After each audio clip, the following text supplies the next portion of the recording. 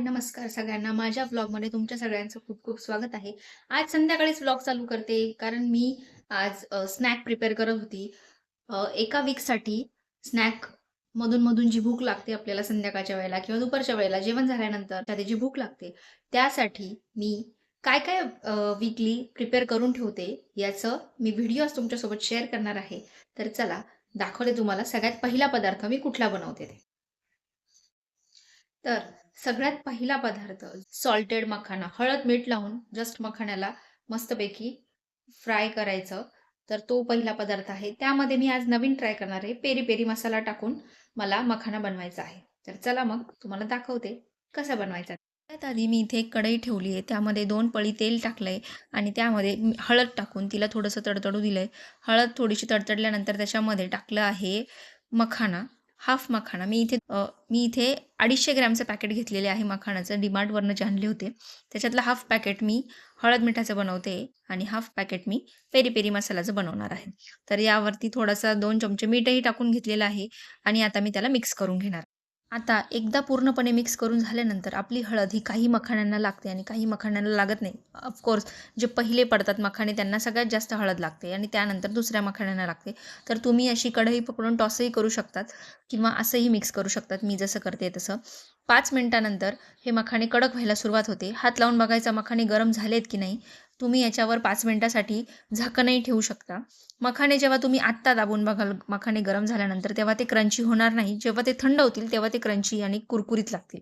तर आता इथे छानसे मखाणे आपले गरम झालेले आहेत आणि त्यांच्यावर मी थोडा वेळ झाकण ठेवून आता त्यांना काढून घेणार आहे. आता मी याला एका डब्यामध्ये काढून घेणार आहे आणि त्याला थंड होण्यासाठी ठेवणार आहे. त्याचं झाकण लगेच लावायचं नाही.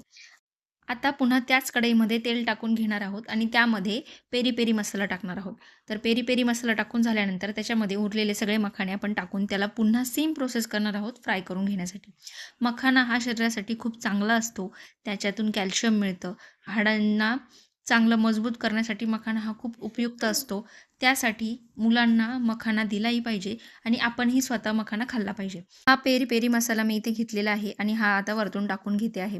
आता याला छानसं मिक्स करून आपण पुन्हा सेम प्रोसेस करणार आहोत. 5 ते 10 मिनिटासाठी याला छानसं परतून घेणार आहोत तेलामध्ये आणि एकदम तो मसाला त्याच्यामध्ये बरोबर उतरतो आणि एकदम छान टेस्ट येते मखाण्यांना. तर असे 2 प्रकारचे मखाणे मी बनवून ठेवते. म्हणजे माझ्या मुलीला जेव्हा केव्हा भूक लागते तेव्हा ती डब्यातनं काढून पटकन खाऊ शकते आणि माझी वाट बघायची तिला गरज पडत नाही. मसाला सगळ्या मखाण्यांना लागण्यासाठी मी असं कढईला टॉस करून घेते आहे आणि व्यवस्थित तो मिक्स होतो आहे. तर इथे आपला दुसऱ्या प्रकारचा मखाना रेडी आहे. हा सुद्धा आपण एका भांड्यामध्ये काढून त्याला थंड होऊ देणार आहोत आणि त्यानंतर डब्यामध्ये भरून ठेवणार आहोत. पेरी पेरी मखाना खूप टेस्टी आहे. खाऊन दाखव. अरे वा, मस्त क्रंची क्रंची झालाय. आता इथे मी दुसरं स्नॅक्स बनवणार आहे ते म्हणजे आहे चिवडा. तो आहे कॉर्नचा चिवडा. ते आपल्या मक्याचे फ्लेक्स मिळतात म्हणजे कॉर्नफ्लेक्स मिळतात ना, त्या कॉर्नफ्लेक्सला तळून इथे मी चिवडा बनवणार आहे. त्यामध्ये डाळवं घालणार आहे, शेंगदाणे घालणार आहे आणि कच्च्या बटाट्याचा किस जो वर्षभरासाठी आपण करून ठेवलेला असतो, तो किस मी इथे या चिवड्यामध्ये टाकणार आहे. इथे मी डाळवं चांगलं तळून घेतलेलं आहे. जोपर्यंत त्याचा स्मेल यायला लागला नव्हता तळलेला, तोपर्यंत मी त्याला छानसं इथे फ्राय करून घेतलेलं आहे आणि ते एका भांड्यामध्ये काढून घेतलं आहे, ज्याच्यातून त्याचं एक्सेस जे ऑइल असेल, जे तेल असेल ते निघून जाईल, असं एका चाळणीमध्ये मी त्याला काढलं होतं. त्यानंतर मी इथे टाकलेले आहे शेंगदाणे आणि शेंगदाण्यालाही छानसं खरपूस भाजून घेतलेलं आहे. खूप जास्त जळूही दिले नाही आणि खूप कच्चेही ठेवले नाही. अशा प्रकारे गोल्डन ब्राउन कलरचं होईपर्यंत मी त्याला छानसं तळून घेतलेलं आहे आणि तेही त्या डाळवावरच काढून घेतलेलं आहे. आता वेळ आहे मक्याच्या पोह्यांची. आता मक्याचे पोहे तळून घेऊया. तर इथे मक्याचे पोहे टाकून बघा. तेल छानसं गरम झालेलं आहे, तर पोहे एका सेकंदात वरती असे फुलून येत आहेत. तर त्याला छानसं तळून बाहेर काढायचं आहे एका पेपरवरती. म्हणजे त्याच्यातलंही जे एक्सेस ऑइल आहे, जे एक्स्ट्राचं ऑइल आहे, ते पेपर शोषून घेतो. तर इथे माझे असे 2-3 बॅचेस मी पोह्यांच्या तळून घेतलेले आहे. आता त्यानंतर वेळ आहे आपल्या कच्च्या बटाट्याचा किस तळणे. ह्या कच्च्या बटाट्याचा अजून एक प्रकार आपण घरी करू शकतो. जे नायलॉनचा साबुदाणा येतो त्यामध्ये हा असा कच्च्या बटाट्याचा किस टाकून आणि त्यासोबत ते नायलॉनचे साबुदाणे तळून आणि शेंगदाणे तळून त्यावरती छान मीठ आणि थोडीशी पिठी साखर भुरळायची आणि तोही तुमचा एक छान उपवासाचा चिवडा किंवा मुलांना स्नॅक्ससाठी असा चिवडा बनू शकतो. तोही मी माझ्या चॅनलवरती लवकरच दाखवेल तुम्हाला. हा चिवडा संपला की मी तोही चिवडा बनवणार आहे. तर हफ्त्याच्या हफ्त्याला तुम्ही असं मुलांसाठी छानसं बनवून ठेवू शकतात. म्हणजे ज्यावेळेस मुलांना भूक लागेल त्यावेळेस इन्स्टंटली तुम्ही लगेच त्यांना ते काढून देऊ शकतात नक्कीच.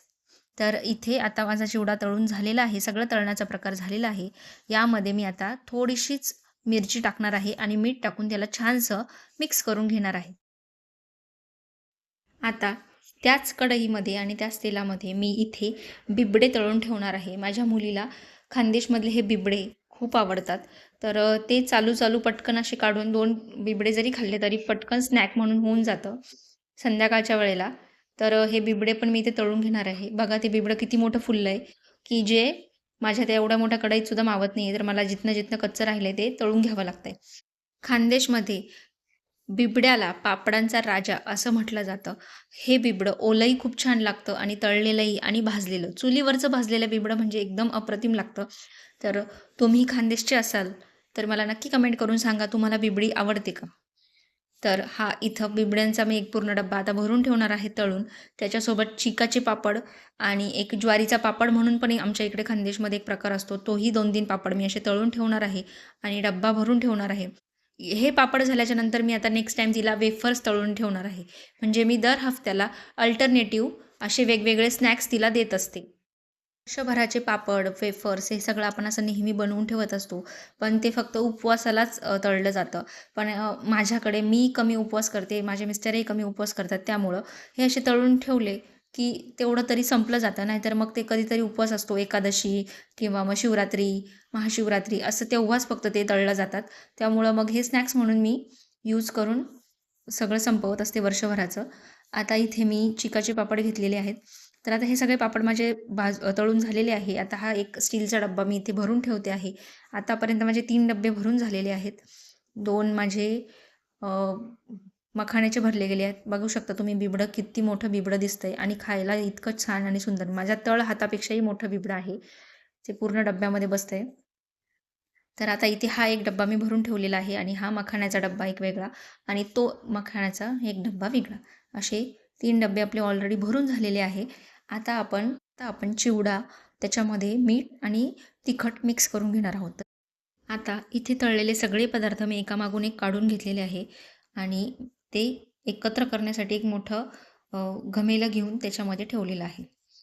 तर या स्टीलच्या घमेल्यामध्ये सगळं मिक्स केलेलं आहे आणि वरतून 2 चमचे लाल तिखट टाकलेलं आहे आणि व्यवस्थित असं त्याला मिक्स करून घेतलेलं आहे.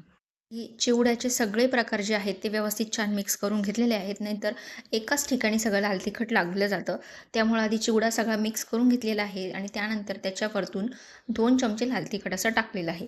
आणि आता लाल तिखट टाकून झाल्याच्या नंतर आता आपल्याला परफेक्ट त्याला पुन्हा सेम प्रोसेसने मिक्स करून घ्यायचं आहे. चांगलं मिक्स द्यायचं आहे त्याला. तुम्ही असं हलवूनही घेऊ शकता किंवा हातानेही मिक्स करून घेऊ शकता. जर तुम्हाला गोडवाला चिवडा आवडत असेल, तर तुम्ही ह्याच्यामध्ये 2 ते 3 चमचे साखर ही मिक्सरमध्ये बारीक करून पिठी साखर बनवून ती याच्यावरतून 2-1 चमचे मिसळू शकतात, धुरळू शकतात. त्याच्याने अजून वेगळी टेस्ट लागते. आणि हवं असल्यास तुमच्या आवडीचे तुम्ही मसालेही टाकू शकता. म्हणजे जसं की चाट मसाला किंवा चिवडा मसाला तुम्ही बाकीचंही काही टाकू शकता. इथे आता माझा चिवडा रेडी झालेला आहे आणि व्यवस्थित छानसं मिक्सही झालेलं आहे. आता मी हप्ताभरासाठी रेडी आहे माझ्या धन्वीच्या स्नॅक्ससाठी. म्हणजे जेव्हा केव्हा तिला अशी आदल्या-मधल्या वेळेला भूक लागेल, तेव्हा मी पटकन तिला हा स्नॅक्स काढून देऊ शकते आणि तीही आनंदाने खाते. त्यामुळं हे बनवून ठेवते मी. मुलांना एकदा का भूक लागली ना, की काही बनवेपर्यंत तोपर्यंत त्यांना धीर राहत नाही. मग आत्ताच काहीतरी खायला दे, आत्ताच काहीतरी खायला दे. त्यापेक्षा आपण असं काही स्नॅक्स बनवून ठेवले, की जे पटकन भूक लागली, की एका मिनिटात आपण त्यांना डिशमध्ये काढून देऊ शकतो. असे तुम्हीही नक्कीच बनवून ठेवा आणि तुमचं वीकली प्लॅनिंग करून ठेवा. एखादा दिवस आपला असा बनवून ठेवण्यामध्ये जातो, पण पुढच्या हप्ताभर आपल्याला ते प्रत्येक वेळेला भूक लागली, की काहीतरी बनवायचं टेन्शन राहत नाही.